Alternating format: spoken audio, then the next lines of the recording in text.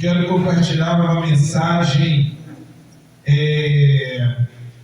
dentro da nossa missão, visão, da nossa comunidade cristã Formosa. Está no livro de Gálatas, que vem estar trazendo esclarecimentos para nós sobre a vida que nós vivemos hoje em Cristo, sobre o Evangelho que nós cremos, que nós temos pregado e estudado, o Evangelho anunciado ao princípio, aquele chamado por João Batista, que veio preparar o caminho. E nesse tempo, Jesus então se manifesta, o Filho de Deus, aquele que veio para os seus, mas não foi recebido com entendimento. Mas graças a Deus que ele não somente continuou se oferecendo suas palavras de graça para aqueles para o qual ele veio, como para todos os confins da terra, para Judéia, Samaria e até os confins de Juiz de Fora. Sobre isso, e intitulando essa mensagem com as seguintes palavras: quando uma mente renovada substitui a religiosidade. De onde a gente vai tirar a base para essa mensagem? Gálatas, carta aos Gálatas, onde Paulo vem falar contra aquele sistema religioso ali dos judeus, um sistema religioso onde eles confrontavam o cristianismo já nos seus primeiros momentos, trazendo a necessidade ou querendo impor sobre eles a necessidade de algumas práticas, nada tão diferente do que nós vemos hoje. E por outro lado, deixando o que realmente é importante. Então, quando nós falamos em mente renovada, nós vamos falar no que é verdadeiramente o significado do Evangelho. Quando nós vamos falar em religião, nós vamos falar em tudo aquilo que a carne gosta, que o mundo gosta.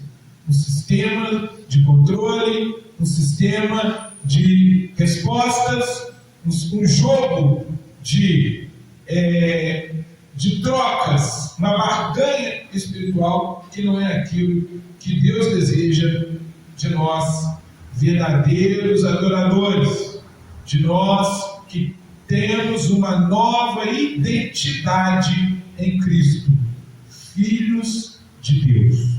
Já disse Jesus, nós não somos mais servos, nós não somos mais nós somos agora amigos.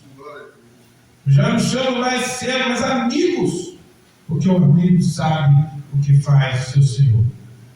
Isso de Cristo, que é o Filho de Deus. E o que ele fala sobre nós e Deus? Ele nos chama de filhos corredeiros da mesma herança dele. Então nós não somos mais apenas meros mortais. Vamos aprofundar aqui. Precisamos de um entendimento claro da palavra, porque hoje é comum pessoas que já receberam Jesus, pessoas que aceitaram Jesus, que passaram pelo batismo e que ainda se consideram medíocres pecadores. Não, mas a gente continua pecando. Então vamos falar um pouquinho rapidamente, não é o tema exclusivo dessa mensagem, mas essa mensagem vai nos levar a entender a diferença que há hoje entre ser pecador e entre ser justificado. Ou seja, ter uma mente renovada. O pecador, você vai ver lá, é aquele que vive sob a influência do pecado, sob o controle do pecado. E aí tem palavras diferentes, é por isso que os nossos encontros aos domingos é uma verdadeira escola bíblica, porque nós hoje precisamos aprofundar. Não basta somente ler a Bíblia. Tem muitas pessoas que conhecem, recentemente, nós somos abordados com um moço ali fazendo pergunta, e eu não tenho essa preocupação de uma pessoa chegar lá, onde está escrito isso, isso, isso. Não me preocupo com isso. Em saber exatamente onde está o versículo, porque isso aí é fácil. Nós temos hoje o celular para nos ajudar a encontrar, você pode folhear a sua Bíblia, você precisa conhecer a palavra, saber o que significa a palavra. Não é uma questão de um joguinho, de uma gincana, onde podemos sim envolver num determinado momento, num culto jovem, num evento de toda a igreja, criar uns momentos de gincana bacana, legal, para a gente poder estimular. Mas o principal, eu sempre tive muita preocupação com isso, o principal é conhecer a palavra de Deus. Você precisa ler, mas você precisa entender o que está escrito. Aí para isso aqui tem uma das minhas Bíblias mais antigas, fica aqui debaixo, aqui. Uma das mais antigas, essa aqui eu acho que foi a terceira, né? E a gente sempre tem a preocupação de quê? De anotar, de estudar, de conhecer, né? Nos meus 10, 11 anos, eu já conhecia, já tinha relação com a Bíblia em casa com os meus pais, mas eu quis ter a minha. E aí eu ganhei uma na escolinha bíblica, mais usada, né? Porque naquele tempo as Bíblias eram caras, então latinha, eles cediam. E um dia um dos nossos irmãos lá na igreja que eu pertencia quando criança, me ofereceu, e eu lembro até hoje os versículos que ele colocou ali. Lembra do seu Criador no tempo da sua mocidade, para que quando vier os dias difíceis, não se esqueça dele. Aquilo ali despertou o desejo de aprofundar no conhecimento da palavra, não apenas ler. E é isso, a gente precisa despertar que cada um aqui dessa comunidade não tem apenas o conforto de vir aqui, ouvir um de nós pregando, ouvir mensagens, ir para casa e esquecer da palavra. Você precisa buscar conhecimento. Senão, você vai ser confrontado dia a dia com palavras que parecem, mas não são. Então é o caso. Você vai ver muitas pessoas hoje ainda aborrecidas, descontroladas, que quanto mais o tempo passa, ela vai se desligando, porque ela ainda se considera apenas um miserável pecador. E hoje nós não somos mais miseráveis pecadores. Nós temos uma nova identidade. Nós somos filhos e filhas de Deus. Mas e o pecado? Você tem deslizes. Eu estava lembrando dessa palavra, e aí eu falei assim, vou dar uma provocadinha. A gente sempre dá uma provocadinha com as ilustrações, né? No último jogo do Vasco, que ele fez o sucesso, o que aconteceu? O cara ficava lá gritando. Aí, qual que é o papel do homem que faz gol? Quem que é? É o atacante, né? O atacante faz gol. O zagueiro defende. Mas o zagueiro pode fazer gol? Pode. Mas ele não é o papel dele. Então, lá naquele dia, quem tinha feito gol era o zagueiro, né? Andava assim, a defesa fazendo gol e tal. Mas não é o papel dele.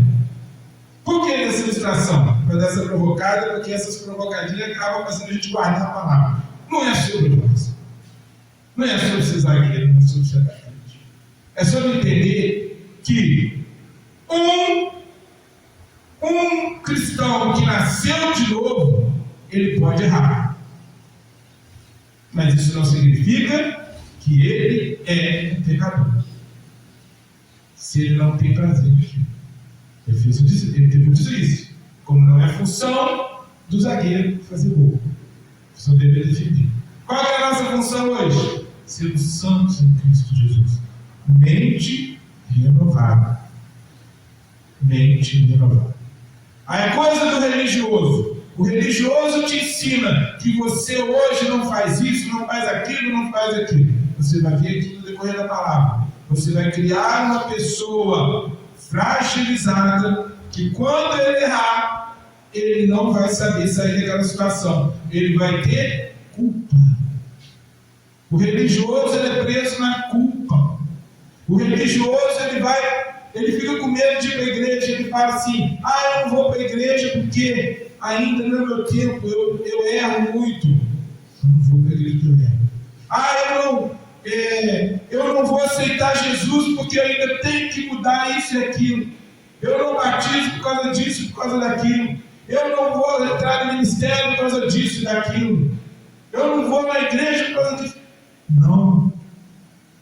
O cristão que entende a mensagem do Evangelho, o arrependei-vos, que João Batista clamou com muita voz, com uma voz que, como diz os profetas, a voz do que clama no deserto. Ou seja, imagina uma voz no deserto, era uma voz alta, uma voz que chamava a atenção. João Batista foi chamado a voz do que clama no deserto, que ele despertava. Eu sempre gostei desse termo, a voz do que clama no deserto, porque ele chamava a atenção, e ele dizia: arrependei-vos. Jesus, quando começa o ministério dele, o que ele disse? Arrependei-vos. Bom, o que a religião vai e faz para arrepender-vos? Cria pessoas fragilizadas que têm medo da mudança, que têm medo da igreja, que têm medo de Deus, tem medo de Jesus, porque ele fica preso na culpa. É aquela pessoa que está sempre ali, agarrado no problema, agarrado na situação, e ele tem medo, porque quando ele ouve arrepender, ele chora, ele tem problemas emocionais, e ele não consegue dar o próximo passo. De onde você está tirando isso, Marcos? Eu posso dar aqui dois exemplos. Eu estou indo só na introdução. 2 exemplos. Judas e Pedro. Judas arrependeu? Sim. Pedro arrependeu. Os dois, vamos lá, contextualizando. Jesus avisa eles que eles teriam dificuldade em manter sua fé. Judas, nós já falamos sobre ele aqui alguns domingos, ele vai e ele entrega o Salvador. Ele sabia onde Jesus estava, ele foi lá, levou para os religiosos da época e levou eles até Jesus para Jesus ser preso. Pedro negou Jesus. Eu não conheço esse homem. Vocês estão malucos? Nunca ouvi falar. Ambos não têm tamanho maior e menor sobre o que eles fizeram com Cristo. Rejeitaram e negaram aquele que eles conviveram durante quase 3 anos juntos, que eles sabiam que era um amigo, que era aquele que eles, em nome deles, tinham curado pessoas. Judas curou pessoas, Judas fez coisas maravilhosas.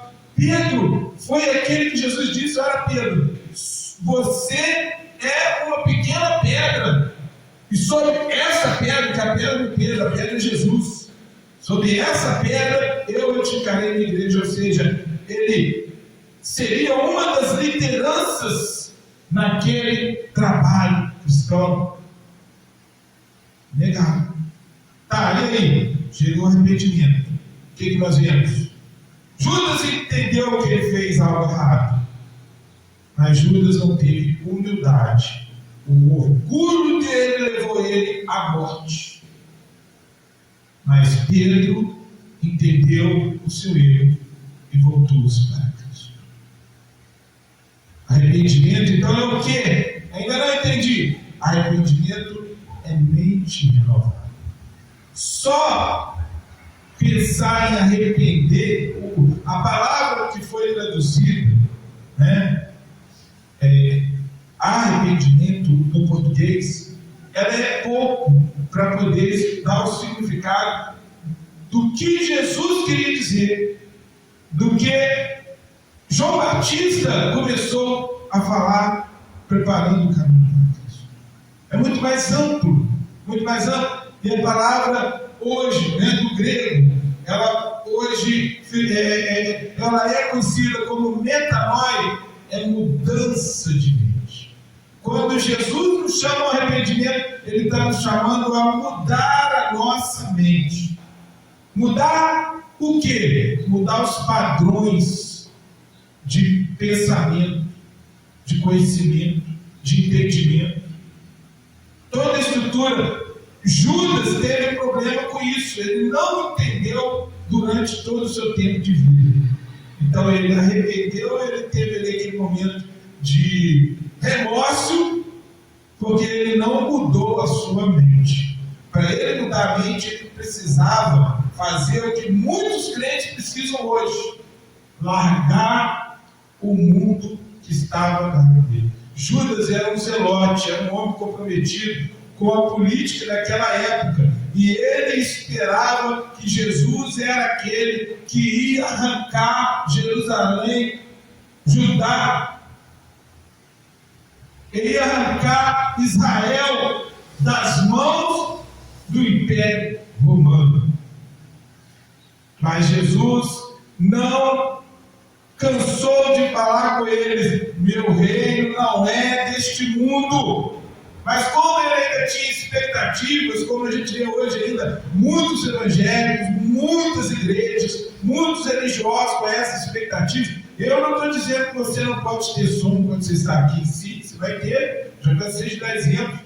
Se você amanhã vai passar uma temporada lá no Rio de Janeiro, você vai, se você vai lá para mudar, você vai ter que se adaptar. Mas se você vai lá só passar uma temporada, enquanto você passa aquela temporada lá, você vai fazer as coisas de lá.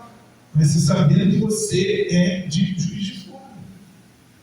Então não adianta agarrar ali com tudo aquilo ali, porque senão você vai ficar frustrado quando aquilo não acontecer. E foi o que houve com Judas. Então nós precisamos de uma mente renovada. Arrependimento é o primeiro passo, depois a transformação da mente, para você não ser uma pessoa frustrada no futuro. Porque uma pessoa que passa por renovação da mente vai errar, como Pedro errou, mas ele vai voltar, porque ele sabe que ele fugiu, ele saiu da direção, mas ele tem que voltar, porque, como ele mesmo disse, para onde iremos nós se nós não entendermos as suas palavras? Só não temos as palavras de vida eterna. Então nós temos aqui em Gálatas 6, versículo 7, a seguir, palavras maravilhosas para nos referenciar nessa mensagem, que nós adiantamos muita coisa boa nela. Não se iludam. Lembre-se de que vocês não podem enganar a Deus e escapar impunes. O homem sempre colherá aquilo que semeou. Olha aí, presta atenção que nós vamos aprofundar, e essa palavra ela é muito mal usada pelos religiosos, pelos pastores, pelas religiões, mestres, sei lá, né? Muito mal usada. E aqui nós não temos receio de falar a verdade.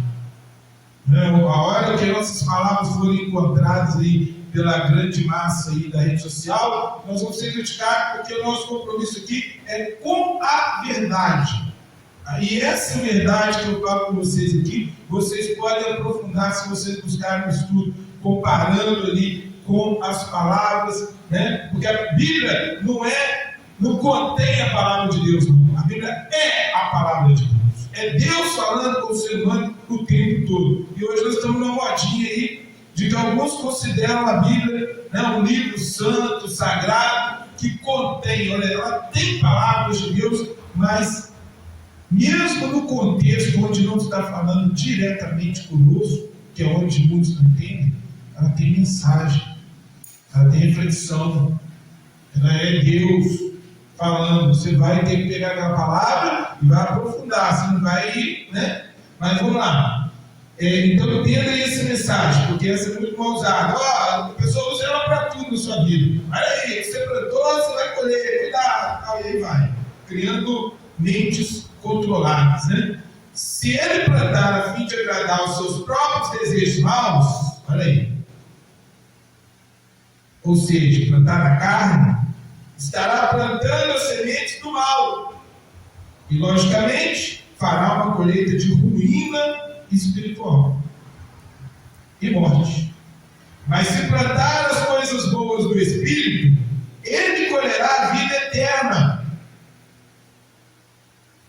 que o Espírito lhe dá.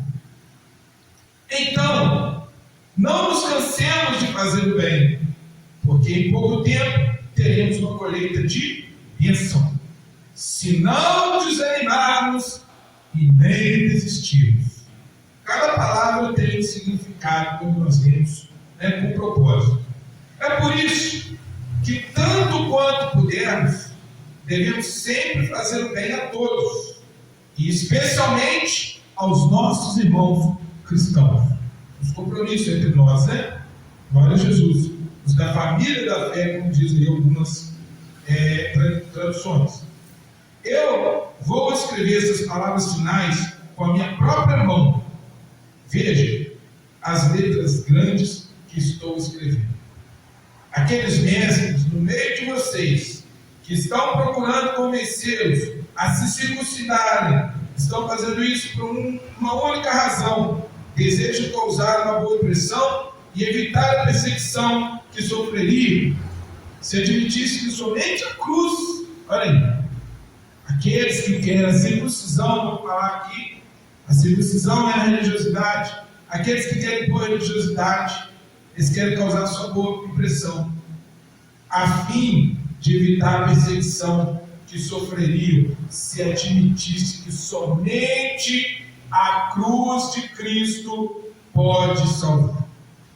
Nem mesmo aqueles mestres que se submetem à circuncisão guardam as outras leis judaicas. No entanto, querem que vocês sejam circuncidados para poderem gabar-se por terem colocado o sinal da circuncisão no corpo de vocês. Aqui tem todo um ensino, né, sobre a questão da época, mas que não é difícil de entender nos dias de hoje, porque isso ainda continua com outras palavras, né? Mas Paulo continua: quanto a mim, não permita a Deus que eu me gabe de coisa alguma, a não ser da cruz do nosso Senhor Jesus Cristo. Por causa dessa cruz, meu interesse por todas as coisas atraentes do mundo já foi morto há muito tempo. Essa é a minha lição. Por causa dessa cruz, meu interesse por todas as coisas atraentes do mundo já foi morto há muito tempo. E o interesse do mundo em mim também há muito está morto. Então não fica triste se o mundo não gosta de você. Dê glória, porque o mundo não sente mais prazer em nós. Não faz diferença nenhuma agora se formos circuncidados ou não. O que vale é se formos realmente mudados em pessoas novas. Sua Bíblia está em uma nova. O que vale não é nem a circuncisão, nem a incircuncisão, mas em novas criações. Né? Que a paz e a misericórdia de Deus sejam com todos vocês que vivem por esta norma e com todos quantos em toda parte pertencem realmente ao povo de Deus. Daqui por diante, ninguém procure discutir comigo sobre essas coisas, pois eu carrego em meu corpo as cicatrizes de Jesus. Queridos irmãos, que a graça do nosso Senhor Jesus Cristo seja com todos vocês. Amém. Olha que palavra profunda do nosso amado, né, e incompreendido por muitos, porque foi aquele apóstolo de Cristo que se dedicou, recebeu a última revelação de Cristo pessoalmente. pessoalmente e vem nos trazer essa mensagem, o apóstolo Paulo. Ele vai falar para nós aqui sobre o engano da religiosidade, porque a religiosidade ela trabalha, sabe por quê? No desempenho. Você vai entender aqui. O que é o desempenho? É o seu esforço próprio. O ser humano tem uma tendência natural de migrar do evangelho da graça para o desempenho humano, que é esse esforço aí que nós estamos falando. Nós acreditamos lá no nosso subconsciente que Deus nos aceita pelo que nós fazemos, ou pelo que nós deixamos de fazer. Não é assim? Nós somos criados dessa forma, e não pelo que Cristo já fez. Como é que nós somos criados? Pai e a mamãe, quando ele era pequenininho, Papai do céu vai ficar triste com você. Papai do céu não está feliz com o que você está fazendo. E aquilo ali, nos primeiros dias de vida, nos primeiros anos, isso vai ficando por toda a nossa vida. E a primeira coisa que nós precisamos fazer é quebrar essa cadeia. Porque se você tiver uma mente que acredita que você é um homem bom, uma mulher boa, porque você faz tudo direitinho, o sacrifício de Jesus é em vão na sua vida e na minha vida. Se eu acredito hoje que eu sou um pastor, que eu falo a verdade, não sei o quê, não, estou perto do orgulho. E um passo depois do orgulho, vem o quê? Vem a queda. Mas é tudo pelo sangue de Jesus. Glória a Deus, é pelo sangue dele. E aí nós vivemos então uma tensão entre duas situações. O que é uma tensão? É aquele conflito interior que nós vamos viver. Um é viver sob a ilusão do mérito próprio. Mérito próprio é importante? É. Sabe aonde? No seu trabalho, na escola, na sua comunidade. É importante? Sim. Na sua vida? Sim. Você precisa ter méritos pelo que você faz, um trabalho bem feito, dirigir bem, fazer tudo que você vai fazer, que seja bem feito, né? Cuidar bem da família, né? Tudo isso é importante, mas ele traz resultados destrutivos. Se você viver, se você trazer isso para a sua vida cristã, isso traz dois problemas. Essa tensão gera conflitos, e a primeira delas, que é viver sob a ilusão do mérito, traz dois conflitos. Um conflito é o que eu já falei aqui, que é o orgulho. Você pensar que é melhor do que os outros. E isso pode acontecer até com a gente, no pequeno igreja. A maioria das seitas, ela trabalha com orgulho. Ela vai falar o quê? Só a minha religião leva a Deus. Ela vai fazer você entender o quê? Fora daqui não tem salvação. Orgulho. Se nós criarmos essa mente de que só nós somos certos, nós estamos perto do orgulho. Quando nós achamos que nós estamos cumprindo regra moral. Então aí nós arrependemos? Não. Isso é importante porque nós estamos aqui formando cristãos maduros que vão amanhã no dia a dia e não vão ficar lá achando que foi porque ele precisou, às vezes, ter uma palavra mais dura com aquela pessoa que está brigar, né? Não estou falando aqui brigar, porque amanhã vai ter conflitos e vai partir com a mão mesmo e vamos lá, tal. Não é isso. Mas às vezes no dia a dia nós precisamos ser mais enérgicos, né? Ronaldo, o irmão Flávio, a gente já lidou com pessoas assim difíceis. Se você não for, aí você vai falar assim: ai meu Deus, hoje eu não agi como cristão porque eu precisei ser. Não, isso não tem nada disso.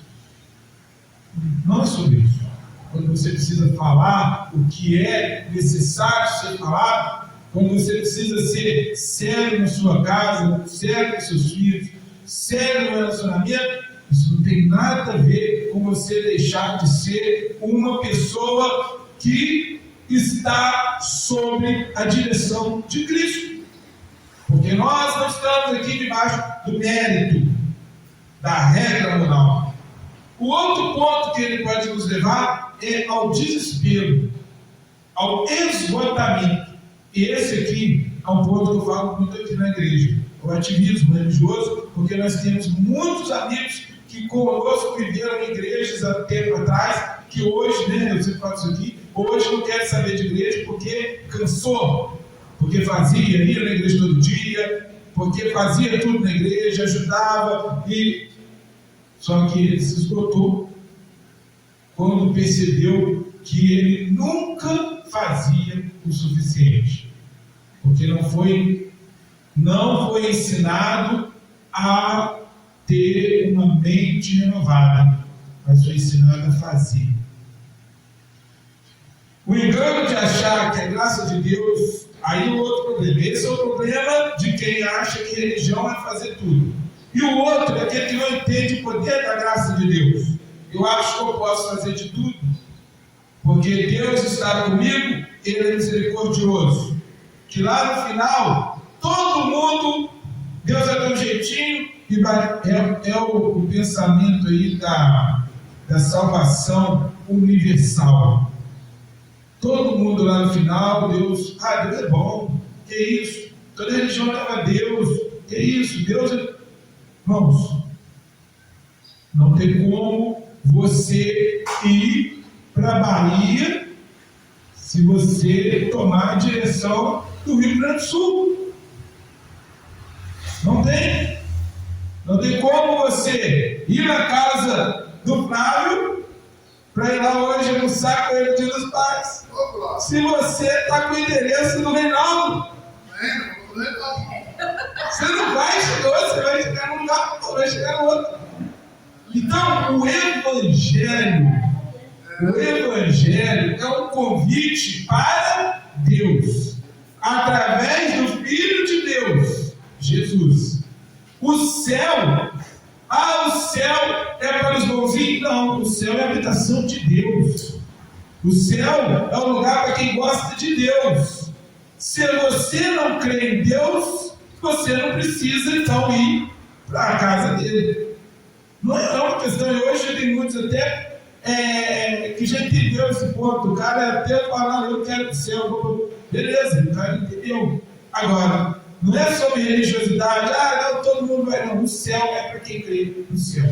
E não é sobre religião, é simples, gente. É só entender Jesus, é só acreditar em Jesus, é só confiar que Ele é o Filho de Deus. Mas as pessoas não querem isso. E nós como cristãos, precisamos entender isso sim. Precisamos entender que não é só porque a gente está aqui que a gente crê nele, não. Porque não é uma questão de licenciosidade, não é uma questão de uma lista de regras para cumprir, que é chamado de legalismo, mas não é também uma questão de eu viver sem fazer nada, sem entender nada. É uma questão de ser aquilo para o qual nós somos chamados, filhos de Deus. Não adianta a gente falar, poxa, eu sou filho lá, né, do meu pai, mas eu não honro ele, eu valorizo outra pessoa. Como que eu vou agradar o meu pai se o meu herói, como dizem, né, no tempo dos pais, né, o meu herói é outro. A pessoa que eu acredito, que eu gosto, que eu confio, é outro. Qual é a conexão que nós vemos aqui dos versículos 12 e 13?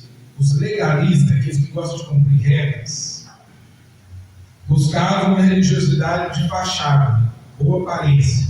Então eles sabiam que lá na lei tinha que cumprir um ritual que chamava circuncisão. Não vamos entrar aqui, não é aprofundar nisso, mas ele vai entender. Tinha um ritual deles que chamava circuncisão. Então eles queriam obrigar quem era cristão tinha que fazer. Paulo deixou claro. Eles querem que vocês façam isso só para deixar as marcas deles. O religioso é isso. Ele coloca algumas marcas que você tem que cumprir para dizer. Só que eles mesmos ostentam aqui os resultados, mas eles mesmos não cumprem. O que a Bíblia vai falar sobre essas pessoas? Eles andam o mundo inteiro para fazer um prosélito, que é um convencido, que é um seguidor, e quando eles faz ele mais réu do inferno. Faz eles réu do inferno 2 vezes mais, porque a pessoa é seguidor de regras que não têm sentido. Aí nós entramos aí no desafio. Esse aí é o problema que a gente vê quando a gente vive uma religiosidade, esses pontos que eu citei aqui agora, né? Falando sobre o problema do orgulho e do desespero, do esgotamento de quem vive na religião, né? Daquele que quer fazer e não confiar no que Jesus fez, naquele que quer resultados e naquele que acha que só porque Deus é bom, então está tudo certo. Ou aqueles que querem apenas mostrar o que eles fazem, mostrar o que eles seguem para parecer bonzinhos. Só parecer. Tem muita gente que quer parecer, mas lá no fundo não é. Isso é religiosidade. Jesus nunca ensinou os seus discípulos a parecer, ensinou eles a dar frutos, a ser verdadeiramente a ter verdadeiramente uma natureza mudada. Nessa manhã, lembrando, a mensagem é sobre uma mente renovada, que é o que nós pregamos aqui nessa igreja. Mente renovada é aquele que sabe que ele precisa ser ajuda, solução para as pessoas lá de fora, para as pessoas para as quais ele vive, influenciando com boas palavras, né, com práticas cristãs. Está aqui desde o primeiro dia que nós abrimos essa igreja. É o nosso propósito, ensinando o caminho, mostrando a verdade e levando a vida. Esse é o nosso papel. É isso que nós desejamos. E aí nós então temos os desafios. Nós vimos aqui, lá nos versículos 7 e 8, o grande desafio que nós temos, que é também uma provocação que o apóstolo vai fazer para que nós possamos entender a palavra. De Deus não se zomba, pois aquilo que o homem semear, isto também se fará. O que vai acontecer aqui? Muitas pessoas vão ter dificuldade em compreender isso. Como viver uma vida de semeadura santa do Espírito sem cair no gatilho? Sabe o que é o gatilho? O que é o gatilho na arma? É que você puxa para a bala sair, né? Na nossa mente, o que é o gatilho? É aquilo que vai provocar você a fazer uma coisa. Então você vê, opa, aquilo que eu semeio, eu vou colher. Provoca você a pensar que você tem que parecer bonzinho, que você tem que usar determinada roupa, que você tem que falar determinado isso, que você tem que fazer aquilo, fazer essa. Não é sobre isso. Nós temos que entender que as obras são necessárias? São. Mas são necessárias, só que elas não são regras. Não é contudo, é no fruto. Outro dia eu fiquei feliz que a Vanessa compartilhou lá sobre isso. Porque a gente fala, né? Tem um versículo muito importante e muita gente fala só nele, que a salvação é pela fé. Mas a salvação é pela fé para nós produzirmos boas obras. A salvação não é pela obra para a gente ser bom. Primeiro nós cremos, depois nós fazemos boas obras. Mas o que é a religião? Primeiro você faz. Primeiro você vai na igreja, primeiro você dá o dízimo, primeiro você muda a sua roupa, primeiro você muda a sua cabeça, depois você é aceito no grupinho. Isso é religião. Eu estou desafiando, eu provoco nas nossas mensagens, porque foi isso que Deus fez na minha vida, que o Espírito Santo faz na minha vida todos os dias, é a gente entender que primeiro eu creio, primeiro eu confio, primeiro eu recebo Jesus, e eu recebo Jesus com convicção. Não é porque meu pai era, graças a Deus ele me encaminhou, mas eu falei, eu quero ter a minha convicção, e hoje eu tenho. Eu vi um texto essa semana, eu até compartilhei em casa, não sei se vocês viram. Eu não tenho, a menina começa, é uma provocação, né? Tem muito disso aí nos vídeos. Eu não tenho a fé dos meus pais. Aí eu vi, depois que eu vi, eu não tenho a fé hoje do meu pai nem da minha mãe. Porque a fé que eu tenho hoje é a minha. Você, por que você está vindo aqui? Você que vai nos ouvir. Qual o motivo de você seguir ao Senhor? É o medo? É porque alguém que você conhece? Ou porque você precisa desse? Tem que ser por uma convicção própria do que Deus fez lá dentro de nós. Porque se isso acontecer na sua vida, você vai ver que é parte, é prazer, é vida eterna de verdade. E o que é a vida eterna? Não é só depois que eu morrer, é hoje, já é eterno, porque eu sinto prazer em viver, porque Jesus está comigo.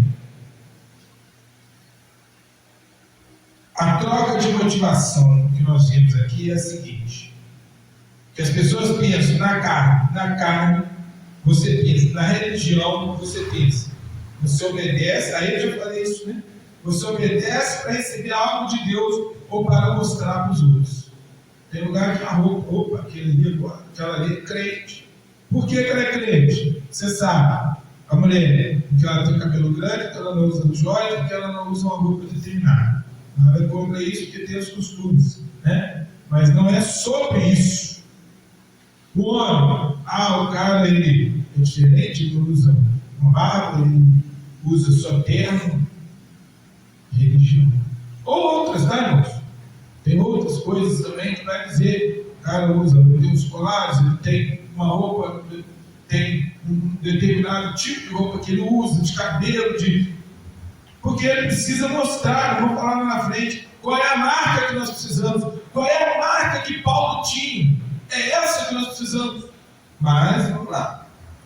Então, na lei, você, na religião, na carne, você semeia, você obedece para receber algo de Deus ou para exibir para os outros.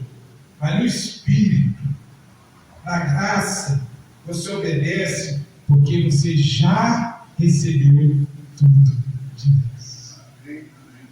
Aí a obra não é mais pelo que você tem que fazer, é o fruto. Você é tão feliz pelo que Jesus fez na sua vida que você entende o propósito. Aí tem uma pergunta aqui para a nossa reflexão.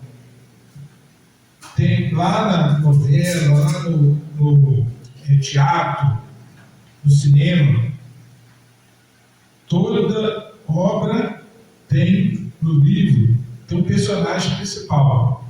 Aquele personagem principal é a estrela. O protagonista é a estrela da obra. Então vou parar aqui. Qual é a estrela no palco da nossa moralidade, da nossa cabeça? O seu esforço religioso ou a cruz de Cristo? A pergunta é retórica, não é você me responder para a sua reflexão. Paulo vai falar no versículo 17 de algo que acontecia no Império Romano. Lá no Império Romano, quando eles conquistavam alguém, ou quando alguém era levado como escravo, quem que já teve a oportunidade de ir numa fazenda, ou às vezes você já comprou, né? Quem já teve a oportunidade de comprar uma banda de porco, você vai ver nessas condições, né? Chegou lá na sua casa, uma banda de porco, você já viu aquele porco marcado, uma marca lá. Aquilo é feito com ferro quente. Esquenta e prensa aquilo ali, é uma marca. Era assim que se fazia lá no tempo romano e em muitas outras culturas.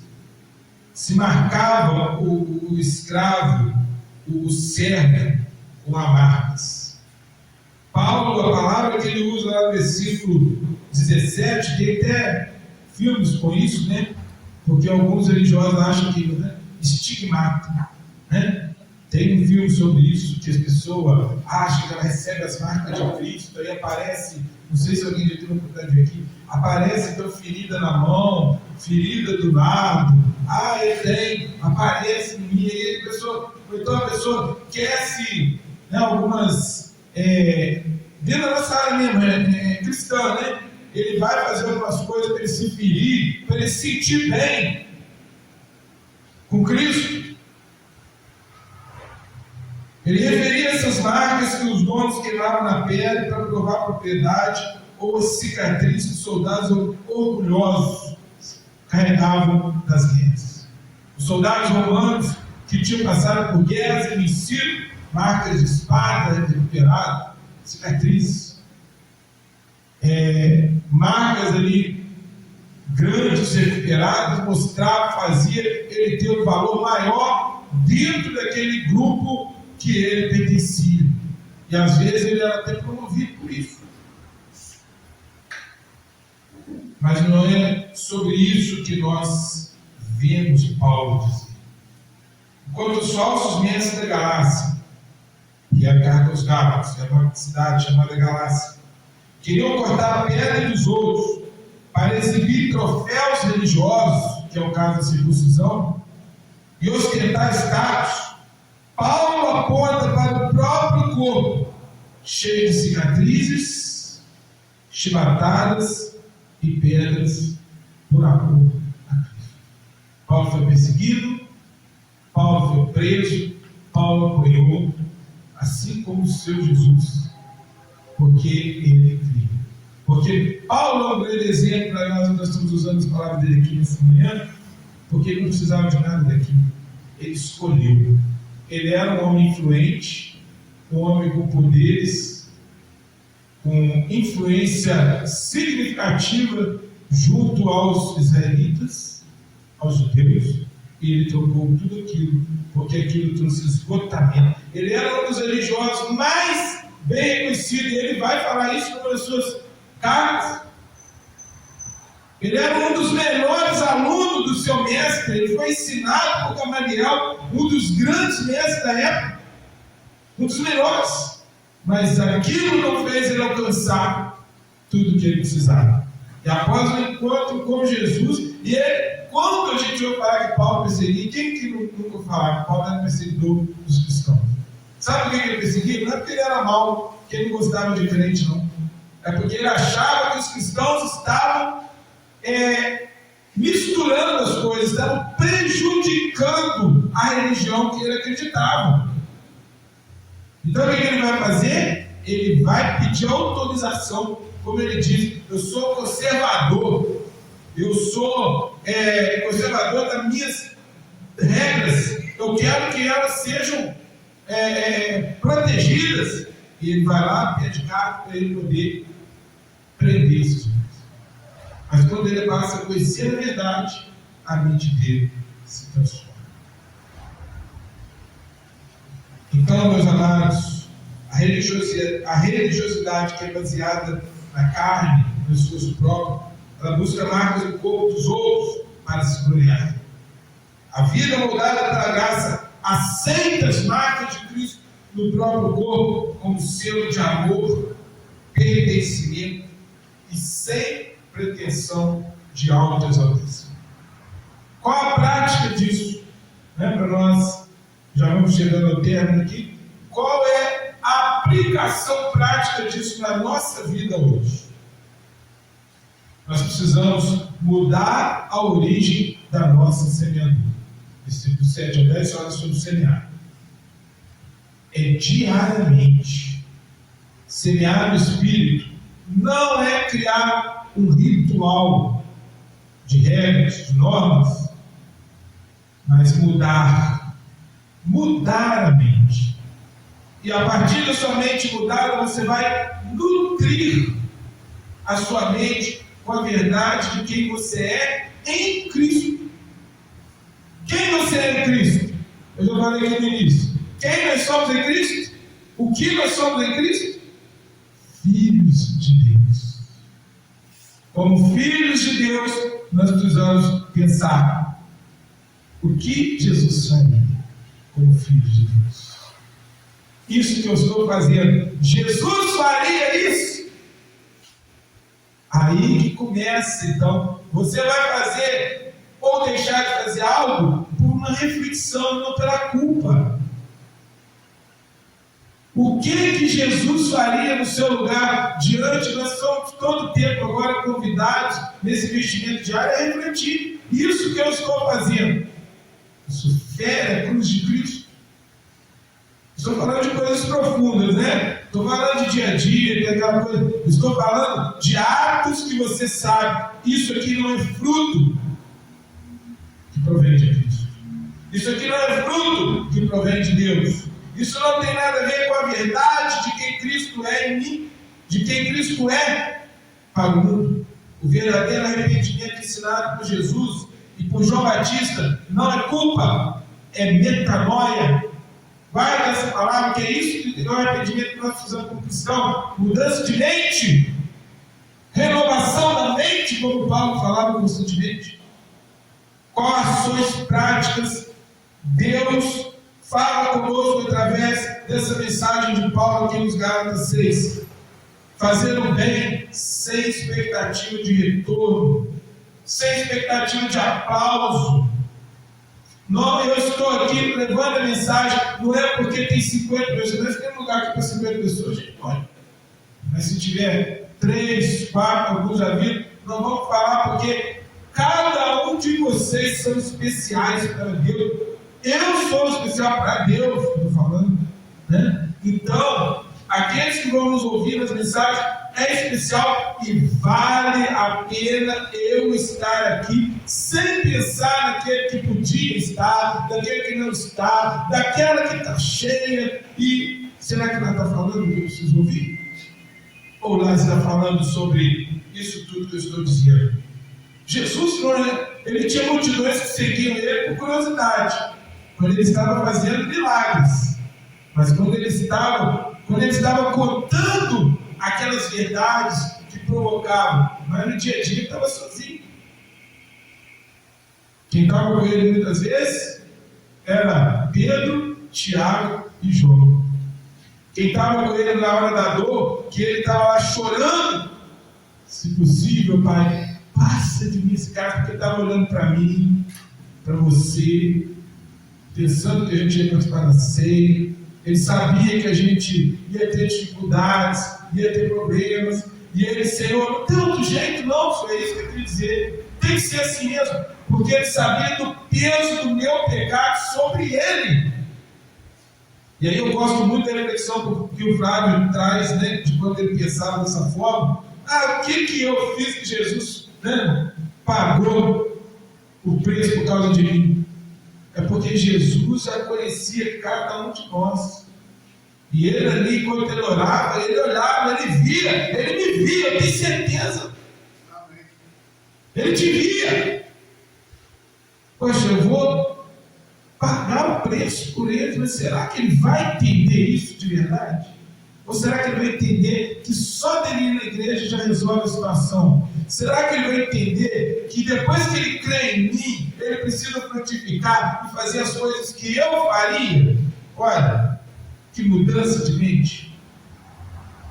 Então, compreender que o bem que nós fazemos é fruto da graça operando em nós, e não uma moeda de troca divina. É desmanchar o desempenho religioso, sem ilusão, parar de comparar seu sucesso espiritual com o dos outros. Esquece tudo, todo lugar que já teve. Mas se estivesse falando disso aqui, estava cheio. Não é? Se aqui fosse grande, várias vezes eu tenho tido esse confronto comigo mesmo. Eu tenho que fazer isso, fazer aquilo. E aí o Espírito Santo que está conosco, ele fala: continua fazendo o que eu mando. Não é sobre mim, é sobre Deus. E Ele não sabe o que Ele quer. Se Ele te chamou, se Ele me chamou, Ele nos levará até aqueles que precisam ouvir. Abandone a busca pela aprovação social e religiosa. Isso aí, igreja cheia de aprovação social e religiosa. É importante e nós vamos falar. Ela é importante, é tão necessário, mas não é só sobre isso. É sobre libertar da necessidade de parecer perfeito. É isso aí, sim. Não é sobre parecer perfeito, é sobre viver o Evangelho. O que importa não é. Aí, então, desmontar então, essa ilusão do desempenho religioso, mudar a origem da semeadura, e o terceiro ponto, aplicar na nossa vida: viver o princípio da nova criação. Esse é importantíssimo. O que importa não é ritual, aparente moralidade ou passado dominado, mas a nova criação gerada por Deus, nova identidade, filhos de Deus e não miseráveis pecadores. São 3 palavras aí que foram traduzidas para gerar esse entendimento que você hoje precisa sair daqui convicto disso. Tinha lá, aí tem, se você é curioso para estudar a Bíblia, hoje tem no celular, você vai pegar e você vai ver isso lá. O Novo Testamento foi escrito no grego, então tinha 3 palavras para isso. Hamartolos, que era a pessoa que vivia sobre o pecado, sobre o poder do pecado, e é aí que Deus fala: todos os pecados destituídos foram da graça de Deus. Não era sobre isso. Hamartia, que é o poder, a influência do pecado, como o mundo está sobre a influência do pecado. O pecado todo dia ele peleja contra nós. Todo dia o pecado vem e ele provoca e tal. Tem a terceira, agora fugiu o nome, mas essa terceira é a mais importante para nós, porque ela fala sobre deslizes. Deslizes. Que eu e você podemos cometer, mas nós não somos pecadores, porque nós temos uma nova identidade. Então, lembrar lá do zagueiro que fez o gol, mas não era a função dele. A função dele era defender, mas fez o gol. E ele mudou de lado por causa disso? Não. Você vai deixar de ser cristão? Vai carregar uma culpa? Não, por causa de deslize. Agora, se você vive sob o pecado, aí algo ainda precisa ser feito. Se o pecado continua dominando a sua vida, se algo que você sabe que não é bom, que Cristo não faria, continua dominando a sua cabeça, aí precisa de quê? Dessa nova identidade, da força da nova criação, entrar em você para libertar verdadeiramente eu e você dessas coisas. Exclusividade da cruz.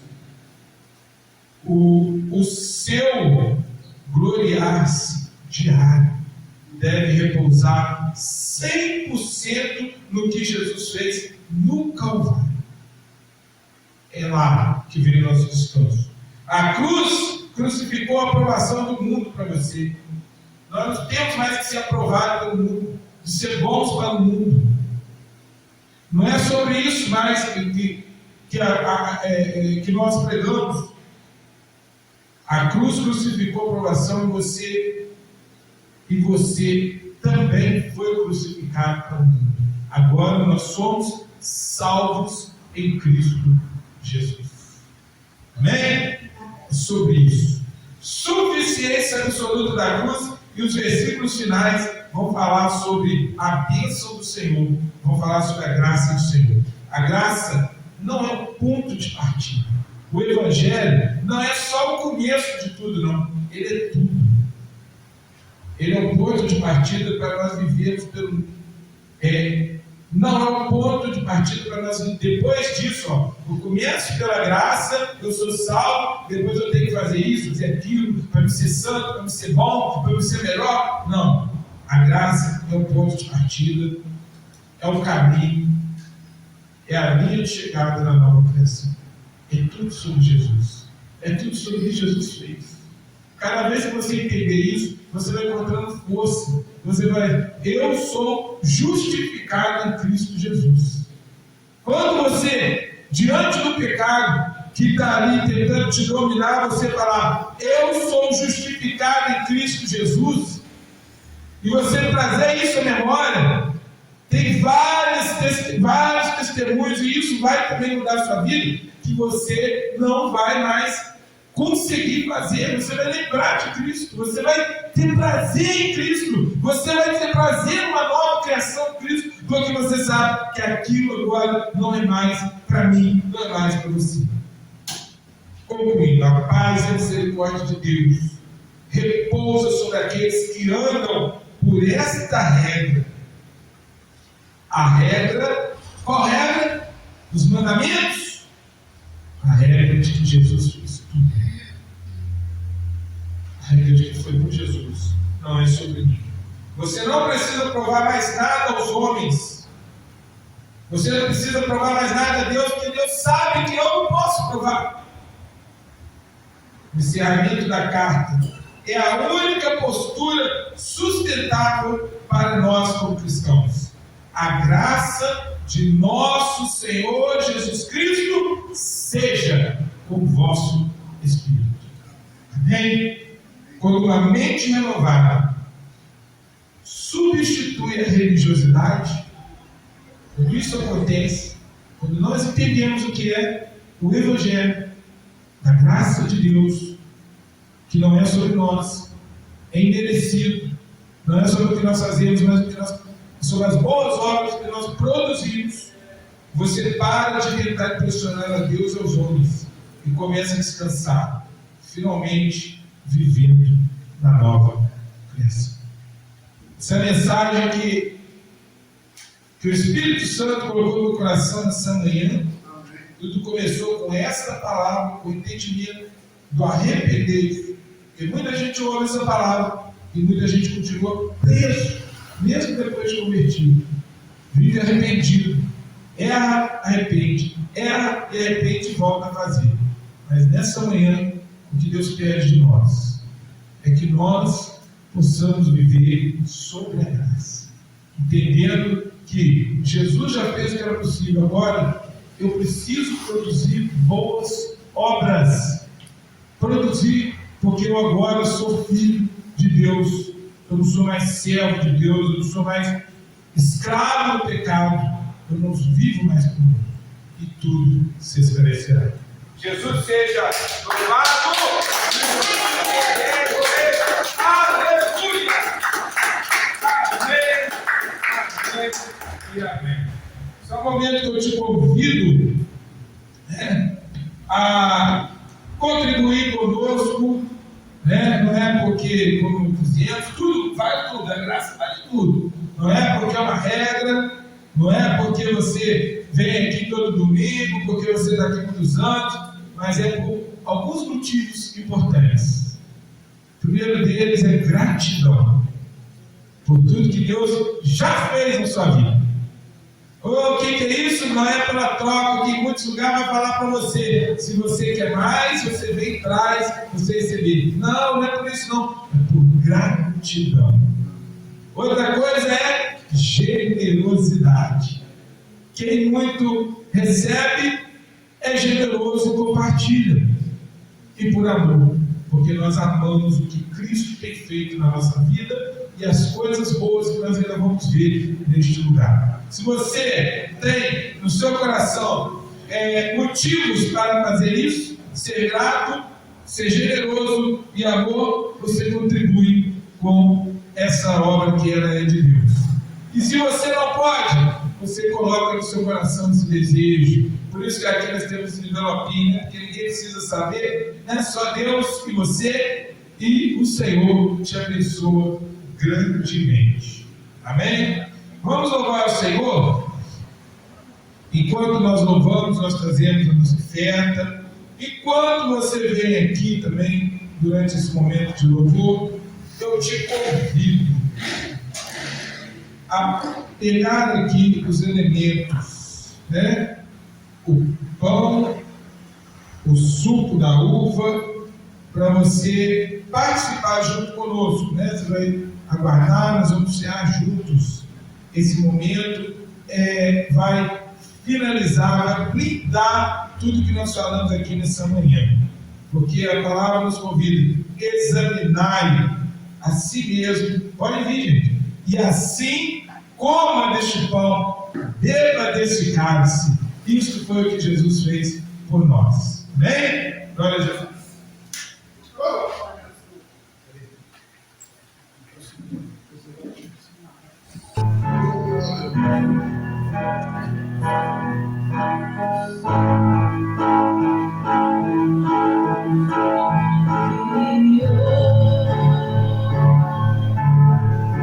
Seu filho amado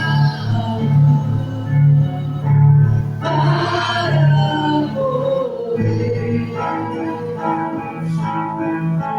em teu lugar, na cruz sofrer por meus pecados, mas o sepulcro vazio está, porque ele vive, porque ele vive. Eu posso crer no amanhã, porque ele vive. Temor não há, mas eu bem sei que a minha vida está nas mãos do meu Jesus, que vive está. E quando enfim chegar a hora em que a morte enfrentarei, sem medo então terei vitória, verei na glória o meu Jesus, que vive está. Porque ele vive, eu posso ter o amanhã, porque ele vive. Temor não há, mas eu bem sei que a minha vida está nas mãos do meu Jesus, que vive está. Porque ele vive, eu posso ver o amanhã, porque ele vive. Temor não há, mas eu bem sei que a minha vida está nas mãos do meu Jesus, que vive está.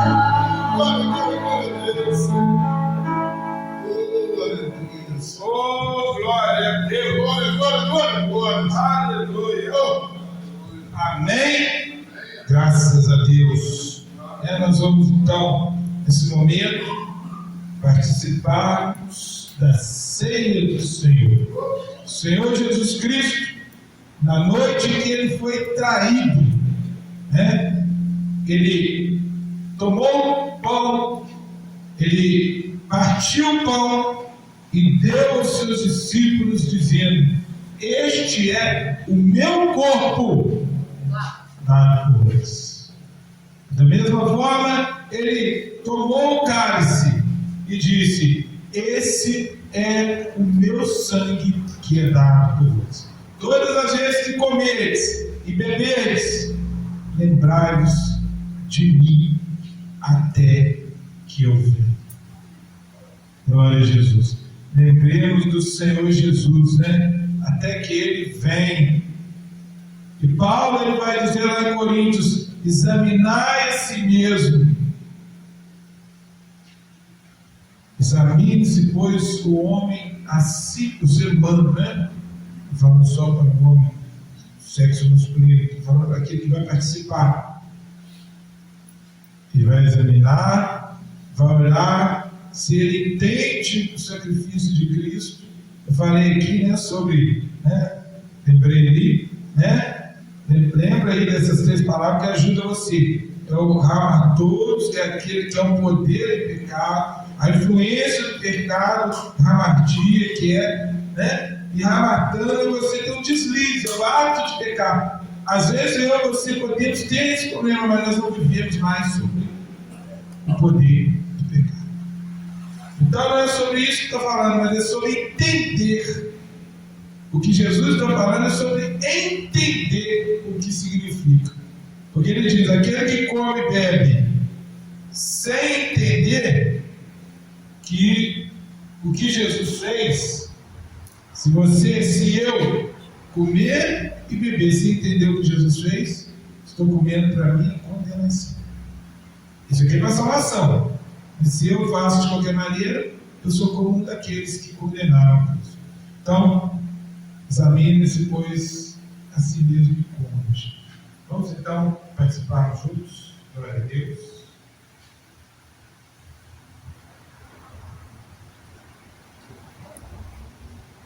Querido, meu amado, nós glorificamos, Pai, por esse pão. Glorificamos, ó Deus, pelo vinho, pelo cálice. Te damos graças, Senhor, porque por ti, para ti, todas as coisas. E é pelo que o Senhor fez por nós, que nós estamos hoje diante de ti, com uma nova mentalidade. Graças te damos pelo que o Senhor fez por nós. Amém? Oh, glória a Jesus!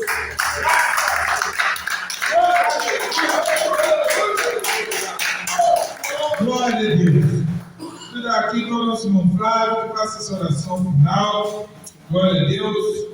Então, nesse mês aí, quem que é esse mês aí mesmo? Esse mês é só de banho mesmo? Eu tinha o nosso irmão que também fazia aniversário 2 vezes. O Flávio é todos.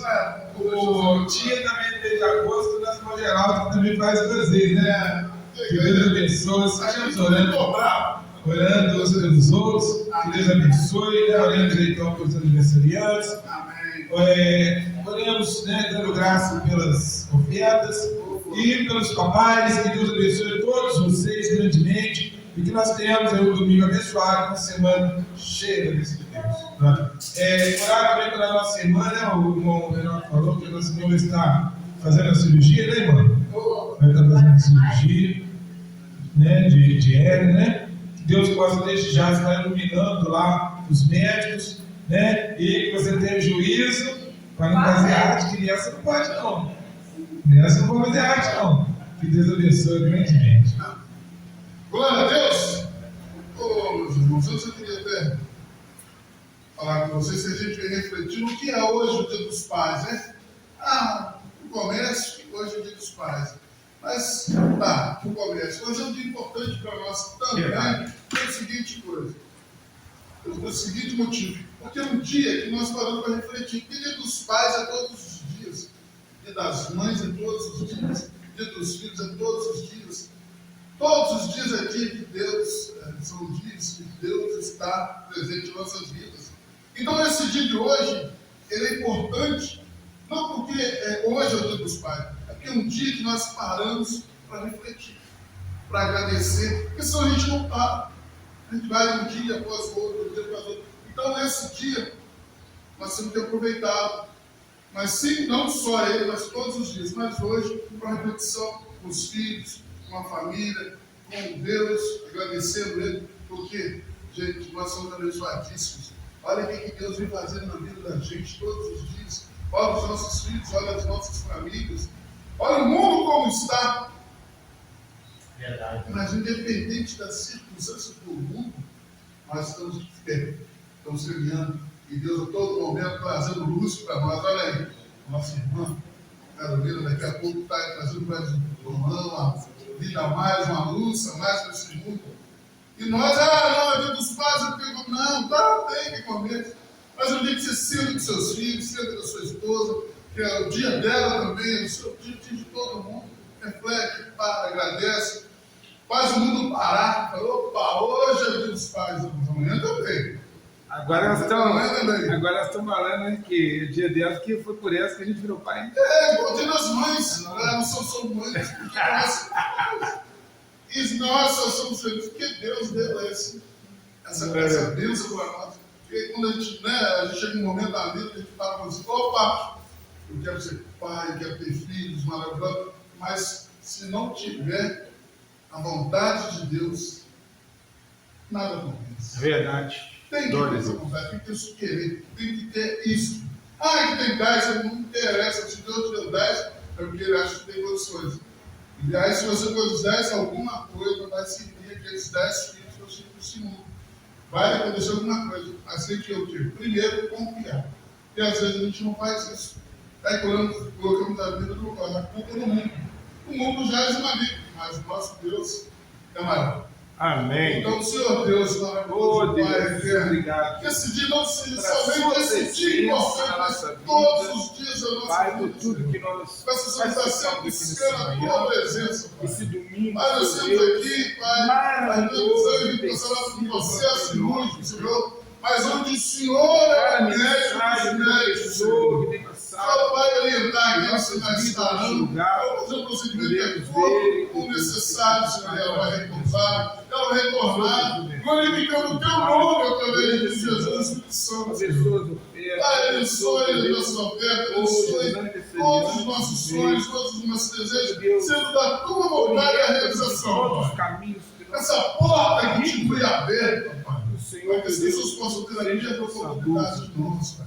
Que haja em nós, Pai, arrependimento todos os dias, daqueles pecados que nós continuamos cometendo. No seu nome, Jesus. Pai, obrigado, Jesus. Morreu uma cruz, não foi em vão, Pai. O peso do nosso pecado foi enorme, mas ele não esmoreceu, Pai. Ele seguiu até o fim. E por isso estamos aqui, Pai. Porque somos gratos a tudo que o Senhor vem fazendo nas nossas vidas, nessa igreja, Pai. Abençoe o aniversariante desse mês, Ivânia, que com certeza vai ter um dia que vai participar mais tempo conosco aqui com sua família, mas vai ter que dar testemunho de que Deus vem fazendo na vida dela. Quantos eventos maravilhosos a nossa igreja tem feito, Deus! Eventos abençoados, com fartura, graças, Pai, a esses dízimos, a essas ofertas que vêm para a tua igreja, Pai. É utilizado para o bem, que seja sempre, o Senhor esteja nas nossas vidas, abençoando as nossas esposas, Pai, os nossos filhos, os nossos sobrinhos, os nossos cunhados, concunhados, os nossos amigos, os nossos inimigos, principalmente, para que tenham paz conosco. Que o Senhor não está perto da tristeza, até ela salta de alegria, porque o Senhor é Deus, um Deus vivo, um Deus presente. Eu tenho certeza que esse dia de hoje será abençoado por tudo que o pastor trouxe para nós, para nossas vidas aqui.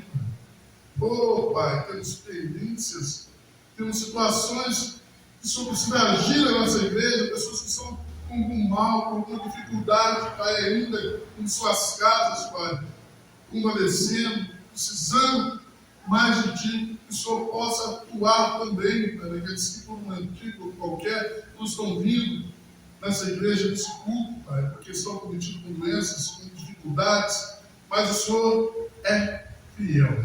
Amém. Obrigado, Pai, por esse dia de hoje, obrigado por essa oportunidade de estar aqui falando nesse microfone, de estar aqui de pé, exaltando a Tua palavra, o Teu amor, Pai. obrigado pelo dia que terei, eu já estou tendo, aliás, Pai, as expectativas dos meus filhos, Pai, pensa que meus filhos, toda a minha família, toda a minha igreja, todos os membros dessa igreja, Pai.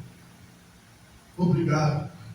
É Carol, Pai, tem um dia de festa, que irmã venha, Pai, para ser luz nessa terra, Pai. Um presente maravilhoso que é um bom para receber de Ti, Pai, o galardão do Renato da Elisângela. Oh, Pai, obrigado, obrigado. Seja com nossos jovens, Pai, orientando a saber que Jesus é o único caminho, a única verdade, a única vida a seguir, Pai. Não podemos ser corrompidos por esse mundo. Podemos viver dele, mas não sermos corrompidos por ele. Em nome de Cristo Jesus e do Espírito Santo, e por tudo que o Senhor há de fazer em nossas vidas, eu te agradeço e peço que o Senhor permaneça conosco. Em nome de Jesus Cristo, pela honra e pela glória da Ti. Amém.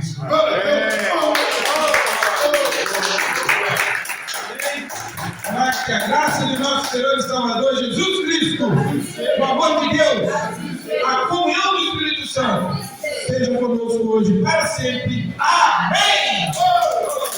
Estamos louvando o Senhor e que você tenha uma semana cheia de bênçãos. Amém.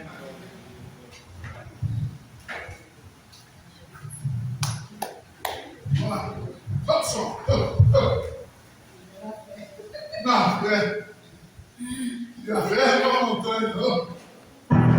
Aleluia! Boa glória! Hoje é hora dele. Ajuda ele. O Senhor, Marchamos, o seu exército poderoso é. sua glória será Toda a terra, vamos cantar o Deus, glória a Deus, Nós vamos lá. toda a